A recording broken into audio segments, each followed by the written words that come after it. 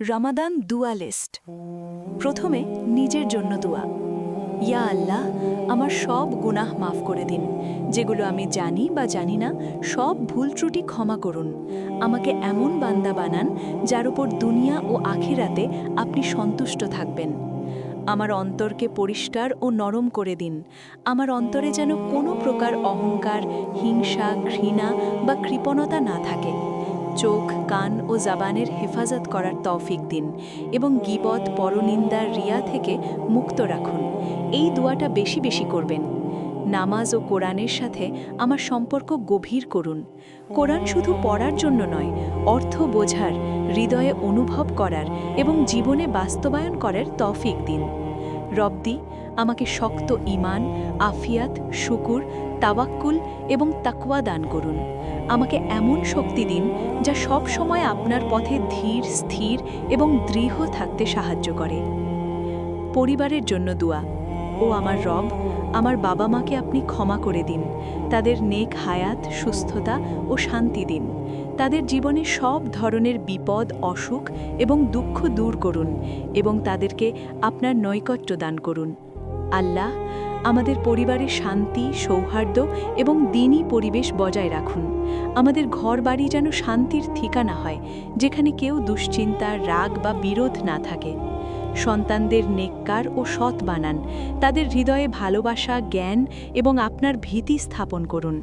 তাদেরকে এমন বান্দা বানান যারা আপনার সন্তুষ্টির জন্য জীবনকে উৎসর্গ করবে। পরিবারকে বিপদ, দুঃখ এবং শত্রুর আঘাত থেকে রক্ষা করুন।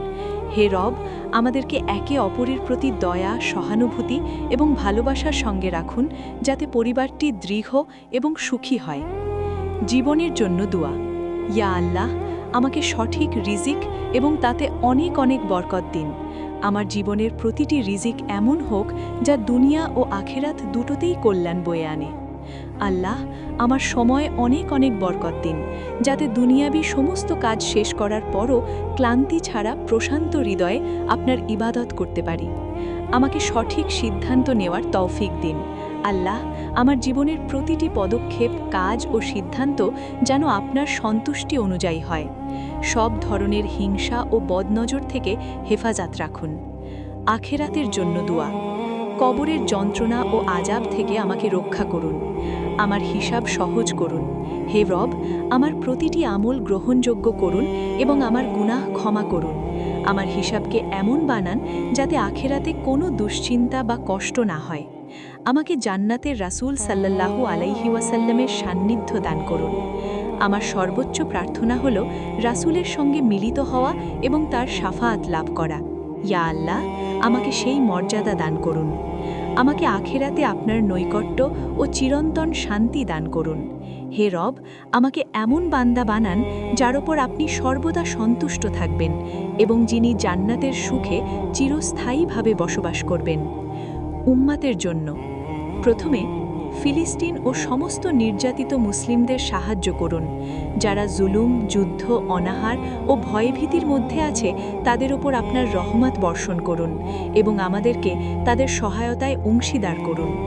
ও আমার রব, মুসলিম উম্মাতকে একত্র ও শক্তিশালী করুন।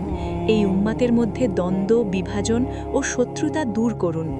আমাদেরকে একে অপরের প্রতি সহানুভূতিশীল ও সহমর্মী রাখুন। ইয়া আল্লাহ, আমাদেরকে সত্য প্রতিষ্ঠায় তৌফিক দিন এবং অন্যায় ও জুলুমকে পরাজিত করতে সাহায্য করুন। হে রব, মুসলিম উম্মাতকে পুরো বিশ্বের কাছে দৃষ্টান্ত করে দিন। আমাদের আখলাক, আচরণ ও ইনসাফ দেখে মানুষ ইসলামকে চিনতে শেখে এবং ভালোবাসতে শেখে।